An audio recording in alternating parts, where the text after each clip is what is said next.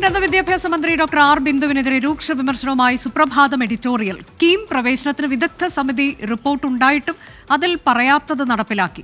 ബിരുദ പഠനം 3 നിന്ന് 4 വർഷമാക്കിയപ്പോഴും പ്രത്യേക പഠനം നടത്തിയില്ല എന്നും കുറ്റപ്പെടുത്തലുണ്ട്.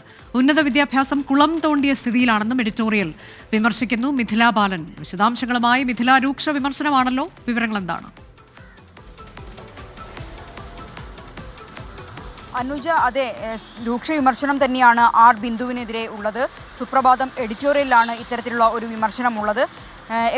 എവിടെ പോയാലും വീട് തലയിലേറ്റുന്ന ഉന്നത വിദ്യാഭ്യാസ മന്ത്രി തൽക്കാലത്തേക്കെങ്കിലും അതൊന്ന് താഴെ ഇറക്കി വെച്ചിരുന്നെങ്കിൽ നിലവിൽ ഈ കീം വിഷയത്തിൽ വിദ്യാർത്ഥികളെ, ഈ സർക്കാർ മേഖലയിൽ ഉള്ള വിദ്യാർത്ഥികളെ മനസ്സിലാക്കിയിരുന്നുവെങ്കിൽ കീമിൻ്റെ പേരിൽ കുട്ടികളും രക്ഷിതാക്കളും ഇങ്ങനെ തീ തിന്നേണ്ടി വരില്ല എന്ന ഒരു തുടക്കത്തോടെയാണ് ഈ ഒരു എഡിറ്റോറിയൽ ആരംഭിച്ചിട്ടുള്ളത്.